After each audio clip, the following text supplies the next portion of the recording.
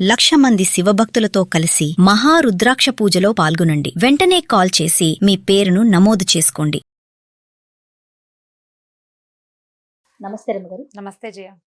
రమగారు, పురాణ గాథలు చాలా రోజులు అయినట్లు అనిపిస్తా ఉంది నాకు. ఏదైనా ఒక స్టోరీ చెప్పుకుందామండి. అంటే ఎప్పుడూ చెప్పని ఇలాంటి పాయింట్ ఎప్పుడు మనం చెప్పలేదు.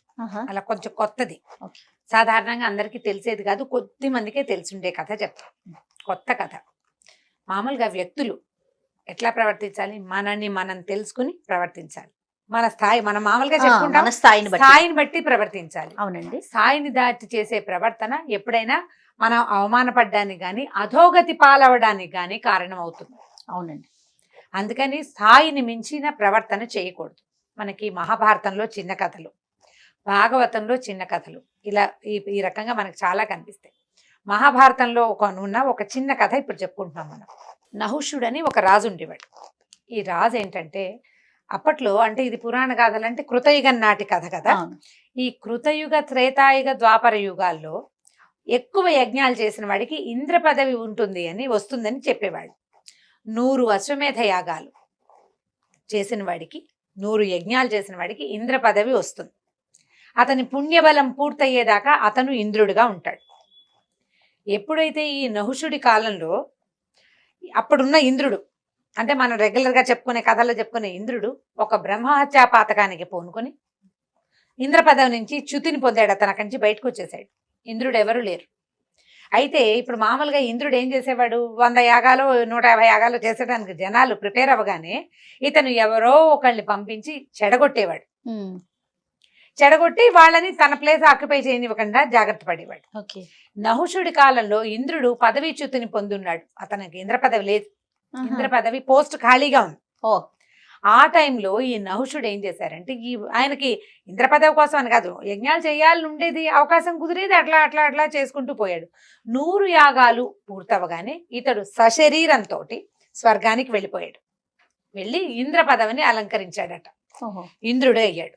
ఇంద్రుడైతే ఒక ఇంద్ర పదవి అంటే అదొక ఒత్తి పోస్టే కాదు, కల్పవృక్షం, కామధేనువు, సమస్తమైనవి అతన్ని సేవిస్తాయి. నవగ్రహాలు, మిగిలిన దిక్పాలకులందరికీ ఇతనికి అధిపతి, పూర్తి ఆధిపత్యం అయింది. అయితే ఏమైంది, మిగిలిన దేవతలందరూ అనుకునే వాళ్ళు, మనలాంటి ఒక అమరుడికి, అంటే అమృతం తాగిన వాడిని సేవించాలి కానీ నహుషుడు సామాన్య మానవుడు. మానవుడిని సేవించడం ఏంటి మన కర్మ, మన గ్రహాలు కూడా సరిగ్గా లేవు, అందుకనే మనం ఇతన్ని సేవించాల్సి వస్తుందని ఫీల్ అయ్యేవాళ్ళు. నహుషుడు ఇంద్రాధిపత్యంలోనే ఉన్నాడు. కొంతకాలం గడిచింది. అయితే వీళ్లలో కొంతమంది నారద మహర్షి వచ్చినప్పుడు, ఈ మానవుడి ఆధిపత్యం నుంచి తప్పించవయ్యా మమ్మల్ని, ఇప్పుడు మేమేమో అమరులం, మాకు మరణం లేదు, వీడేమో మర్చుడు, ఇతనికి మరణం ఉంది, ఇతని కింద ఉండాల్సి వస్తుంది మేము అని ఫీల్ అయ్యారు. నారదుడు ఏం చేశాడు, సరిగిన ఒక మంచి ఐడియా వేసి ఏం చెప్పాడు, నహుషుడిని కలిశాడు. ఆహాహా, ఇంద్రాధిపత్యం వచ్చింది, గొప్పగా అయ్యావు, నువ్వు నీ అంత గొప్పవాడివి, నువ్వేనని పొగిడాడు. చాలా బాగుంది, నీకు కామధేనువు, కల్పవృక్షము, ఇక్కడ చింతామణి, ఈ దిక్పాలకులు, తర్వాత రంభ, ఊరసి, మేనకా, తిలోత్తమ తదితర అప్సరోగణం, వీళ్ళందరూ నిన్ను సేవిస్తున్నారు. సప్తర్షులు ప్రతి వాళ్ళు నిన్ను సేవించాల్సిందే, నవగ్రహాలతో సహా. అయితే అదేమిటయ్యా మరి ఇంద్రాణి నిన్ను సేవించట్లేదు అని అడిగాడు. ఇంద్రాణి అంటే ఇంద్రుని భార్య. ఇంద్ర పదవి అయితే వస్తుంది కానీ ఇంద్రుడి భార్య వీడికి సొంతం అవ్వదు కదా. అయితే ఈయనేమనుకున్నాడు, అయితే శచీదేవిని కోరుకున్నాడు. శచీదేవిని పట్టి తీసుకురండి, నేను ఇంద్రుడిని అయ్యాను, ఇంద్రుడి భార్య కూడా నాదేనన్నాడు. అంతా నిర్ఘాంతపోయారు. ఇదేమిటి, ఈ శచీదేవి అంటే ఆవిడేమో మన ఏమనాలి, పతివ్రతామ తల్లి. ఆవిడ తన భర్త ఎక్కడే ఉంటే ఆయన తిరిగి వచ్చేదాకా ఆయన కోసం వెయిట్ చేస్తుంది, కానీ ఈ పోస్టులోకి ఎవడెక్కాడో వాడి దగ్గర ఉండాలని ఆవిడ అనుకోదు. ఏం చెయ్యాలో తెలియలే. కబురెళ్ళింది శచీదేవికి, రమ్మంటున్నాడు ఈయన నహుషుడు, ఆయన నీ దగ్గరికి వస్తున్నాడు, లేదా నిన్నే ఆయన దగ్గరికి రమ్మంటున్నాడు అంటే ఆవిడ గజగజా వణికిపోయింది. ఇదేమిటి, నా పాతివృత్యానికి భంగం కలిగేలాగా ఉందని లబోదిబోమని బాధపడిపోయింది. ఆవిడ ఏడ్చేసింది, దుఃఖించింది బాగా. దుఃఖించి చిలకత్తలన్నారు, నారద మహర్షిని అడుగుదామంటే నారదుడిని పిలిచారు. నాకు తెలుసమ్మా, ఇది నేనే ప్రేరేపించాను, నీ వద్దకి రావాలంటే బ్రహ్మరథం ఎక్కి రావాలని అడుగు, కబురు చేయి అని చెప్పాడు. మామూలుగా మనం బ్రహ్మరథం పట్టడం అని చెప్తాం కదా. బ్రహ్మరథం పట్టడం అంటే సప్తర్షులు ఆ రథాన్ని మోయాలట, ఆ పల్లకిని. ఓహో. సప్తర్షులు పోసే పల్లకి సేవని బ్రహ్మరథం పట్టడం అంటారు. అంటే సప్తర్షులు అంటే ప్రపంచానికి భగవంతుడి తర్వాత అధినేతలు వాళ్ళే. వాళ్ళ వల్లే మన ప్రపంచం నడుస్తుంది. భగవంతుడు తర్వాత గణం వీళ్ళే, సప్తర్షులే. వాళ్ళు గనక దేనికైనా పూనుకున్నారా ఇక అది బ్రహ్మదేవుడు చేసినంత పర్ఫెక్ట్ గా అవ్వాల్సిందే అనేసరికల్లా సరే ఏం చెప్పింది ఏమిడే చిలకత్తలతో కబురు చేసింది. బ్రహ్మరథం ఆరోహించి నా వద్దకి రా అని చెప్పింది. చెప్పేసరికల్లా ఈయన ఏం చేశాడు, బ్రహ్మరథం అంటే ఓ పల్లకి ముత్యాలో రత్నాలో వెళ్లాడుతుంటే ఈయన ఇంద్ర పదవిని అలంకరించిన ఈ నహుషుడు చక్రవర్తి అతను భూలోకంలో. ఆ పల్లకి ఎక్కితే సప్తర్షులు మొయ్యాలి. సప్తర్షులు అంటే 7 ఋషులు. సరే 7 ఋషులు ఆ పల్లకిని ఎత్తుకున్నారు. మరి వాళ్ళందరూ ఈయన అధీనంలో ఉన్నారు, ఇంద్రుడి అధీనంలో ఉన్నారు. ఎత్తుకునేసరికల్లా ఏమైంది, నిదానంగా నడుస్తున్నారు. వాళ్ళ ఋషులు, ఈ పని చేసిన వాళ్ళు కాదు. పల్లకి మోసే బోయిలకి ప్రాక్టీస్ వేరేగా ఉంటుంది.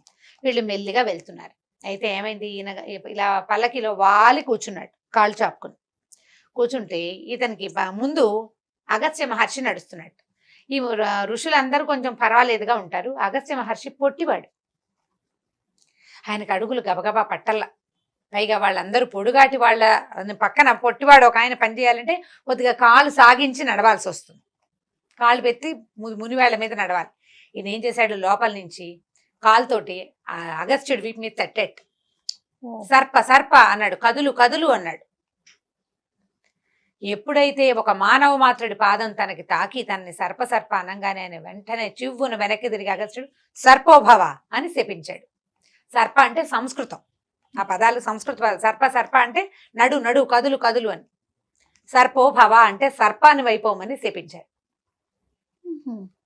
వెంటనే ఈయనకి తెలిసిపోయింది తను చేసిన తప్పు, తనకి లభించిన శాపము, తనకి ఏంటి ప్రాప్తించిన శాపం. లభించింది కాదు కదా, ఇది లాభం కాదు, ప్రాప్తించింది.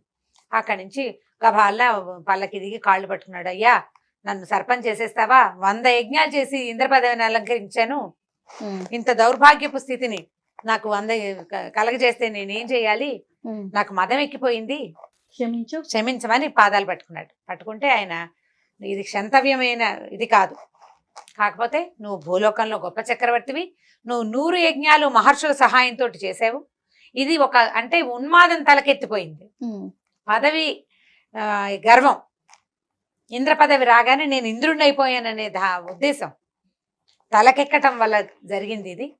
కాబట్టి నువ్వు కొంతకాలం సర్పంగా ఉండవలసిందే, పాము వైపడుండు భూలోకంలో, నీ వంశం వాడే ఒకడు వచ్చి నీకు శాప విముక్తి కలిగిస్తాడు అని చెప్పాడు. ఇతను వెంటనే స్వర్గ పదవి నుంచి కిందకు వచ్చేసాడు. ఒక కొండ చిలువగా మారి ఒక పాడుపడిన నూతిలో పడిపోయాడు. కృతయుగ త్రేతాయుగాలు 2 అతని బావిలోనే ఉన్నాడట. నహుష చక్రవర్తి. చక్రవర్తి అంటే భూమండలం మొత్తాన్ని ఏకఛత్రాధిపత్యంగా పాలించేవాడు, అంతటి చక్రవర్తి. అక్కడి నుంచి ఒక అశ్వమేధ యాగం చేయటమే బ్రహ్మాండం బదలైనంత పని. 100 యాగాలు చేసిన వాడు. ఎంత భక్తి తత్పరత, ఎంత తదేక దీక్ష, ఎంత బుద్ధిమంతత్వం ఉంటేనో కానీ చేయలేరు. అంతా చేసి తీరా తనకి ఒనగూడిన ప్రయోజనాన్ని నిలబెట్టుకోలేకపోయాడు. ఒక స్త్రీ కోసం, ఒక ఆలోచన కోసం. నేను ఇంద్రుడిని అయ్యాను కానీ ఇంద్రాణి నాకెందుకు అని ఆలోచించాల. ఎవరైనా తను రెచ్చగొడితే రెచ్చిపోయాడు. ఇంద్ర పదవిని తలకెక్కించుకున్నాడు. పదవికి ఎక్కితే బాగుంటుంది, పదవిని తలకెక్కించుకుంటే అధోగతి పాలవుతారు. ఈ పదవిని తలకెక్కించుకున్న ప్రతి వాళ్ళకి ఇదే గతి అని భారతంలోనే చెప్పబడింది.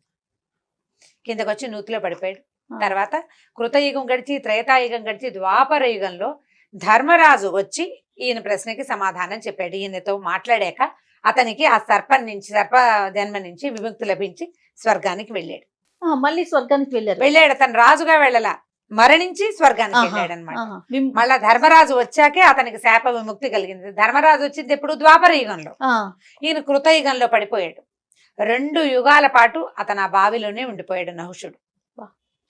మనం స్థాయిని మించి ప్రవర్తించి ఇతరులను అవమానించడానికి గాని ఏదైనా మార్చడానికి గాని పూనుకుంటే మనం అవమానపడతాం, అధోగతి పాలవుతాం. భారతంలో ఎన్ని చిన్న కథలు ఉన్నాయో ఇలాంటివి. ఈ నహుషుడు సర్ప అన్నందుకు సర్పం అయిపోయాడు. ఇదే కదా పదవిని తలకెక్కించుకోవాలి. తలకెక్కించుకోవటం. ఈ పదవి ఎవడికి తలకెక్కుతుందో వాడు చివరికి నేను ఈ ప్రజల వల్ల లేదా మన తాలూకు దశా విశేషాల వల్లే రాజునయ్యాను కానీ నా శరీరం తర్వాత నాకు ఇక్కడ ఏమీ ఉండదు అనే జ్ఞానాన్ని కలిగి ఉండకపోవటం వల్లే ఇలాంటివి ప్రాప్తిస్తాయి. అసలు ఇట్లాంటి ఒక 15-20 కథలు ఉన్నాయి. అధోగతి పాలైపోయాడు కదా, అంతేగా. స్వర్గాధిపత్యం లేదు, కనీసం భూమండలం అయినా అతని ఆధిపత్యంలో లేదు. అతను ఏమైపోయాడో కూడా ఎవరికి తెలియకుండా ఒక పాముగా జన్మించవలసి వచ్చింది కథ కంచికి మనం ఇంటికి. పిల్లలకి చెప్తానికి కూడా చాలా బాగుంటుంది, మంచి నీతి ఉన్న కథ. రైట్ అమ్మగారు, ఇంకొక స్టోరీతో మళ్ళీ కలుద్దాం. నమస్కారం జయ. నమస్తే. ఈ వీడియో కనుక మీకు నచ్చినట్లయితే లైక్ చేయండి, షేర్ చేయండి. మరిన్ని వీడియోస్ కోసం మా ఛానల్ని సబ్స్క్రైబ్ చేసుకోండి.